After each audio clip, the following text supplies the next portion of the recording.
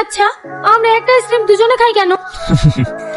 আমার দাদি বলতো দুজন দুজনের এটু হলে নাকি ভালোবাসা বাড়ে, তাই।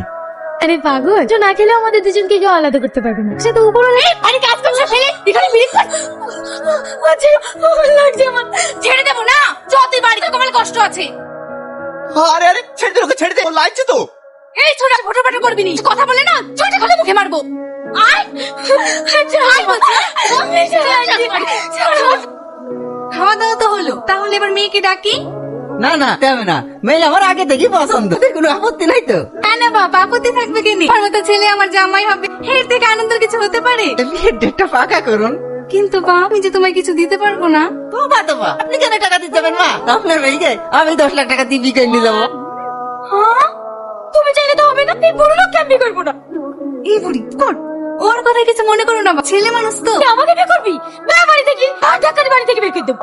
কি আমার নাম বের থেকে ঘাট ধাক্কা দিয়ে বের করে দেবো বলছি? আজ আমি বেরিয়ে ফেলবো।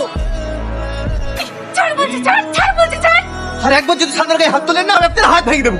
হস্ত মন্দ না, আমার মেয়েকে আমি মারবো। তোর কি? কারণ আমি সালমাকে ভালোবাসি। ওরে আমার ভালোবাসা, ওদের ভালোবাসা বুঝিনি, আমি ছাড়া আর কিছুই নাই। আমি সালমাকে বিয়ে করতে চাই। বিয়ে করবি না করবি, লেগে আমার মেয়েকে ঘরে বসিয়ে রাখবো না। ভালো পাত্র আসছে, আমি বিয়ে দিয়ে দেবো।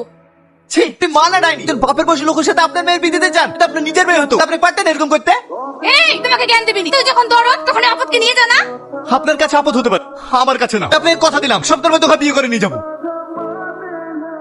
মা, কি হলো বাবু? তুমি তো ভালো করেই জানো সালমাকে অনেক ভালোবাসি। আমি ওর মাকে কথা দিয়েছি আমি 1 সপ্তাহের মধ্যে ওকে বিয়ে করি। তুমি আমাকে ভালো করে ফোনে বুঝি বলো না। এ তো খুব ভালো কথা, তুই এসব নিয়ে চিন্তা করিস না, আমি তোর আব্বাকে বুঝি বলবো। হ্যাঁ আমার শোনা মা। এ আমার কি সর্বনাশ হলো গো, বারবার করে বললো বাড়ি চলে আসো বাড়ি চলে, আমার কথা তো শুনলি না। তুমি কাজ জানে কিসে?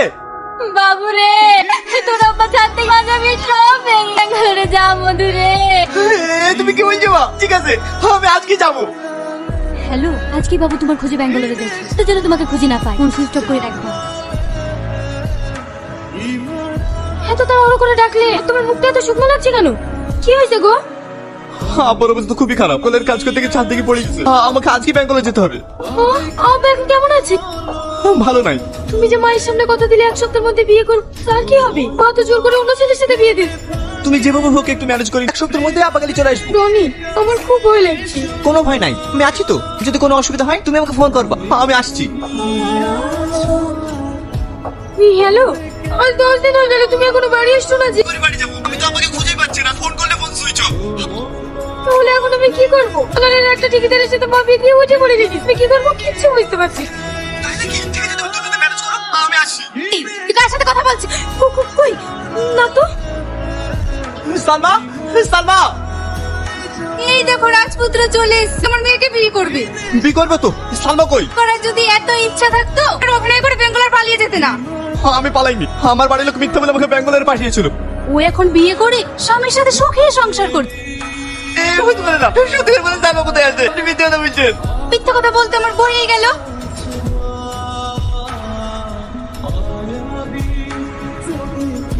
তুমি এসছো? আর আমি রাখি বসে আছে, আমি খাওয়াতে পারছি না, পারলে খাওয়াও। এই শোন, তুই খালি না খালি ওয়া দেখে আমার লাভ না। আজ বিকেলে সাহেব আসবে, ওর সঙ্গে ভালো ব্যবহার করবি। আর যদি না করিস না, তোকে বাড়ির নিচে পুঁতে রেখে দেবো। হ্যাঁ বেলবেল, তুমি তো মানুষ না, জানোয়ার বলতে পারো। এই দেখো হল রুমটা ফাঁকা আছে, যদি চয়েস হয় তাহলে থাকতে পারেন। আমার কোনো অসুবিধা নাই দাদা। ভাড়া কত লাগবে? পার ডে 300 টাকা লাগবে। ঠিক আছে দাদা। क्या हुआ डार्लिंग, अभी तक रेडी नहीं हुआ? ওদের আপনি আমার কাছে আসার চেষ্টা করবেন না, আমি জানে মেরে দেবো। ये क्या बदतमीजी है? समझ। কি হলো স্যার?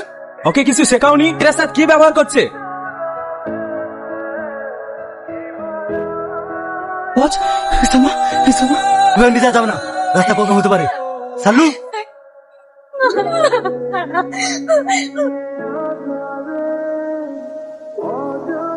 সালমা চলো।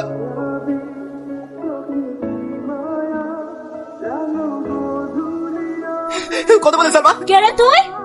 তোমার পাখি মানে আমার সালমা। কেন ফোন? ঠিক তোমাকে 10 লাখ টাকা দেবো, আমি এক্ষুনি আসি।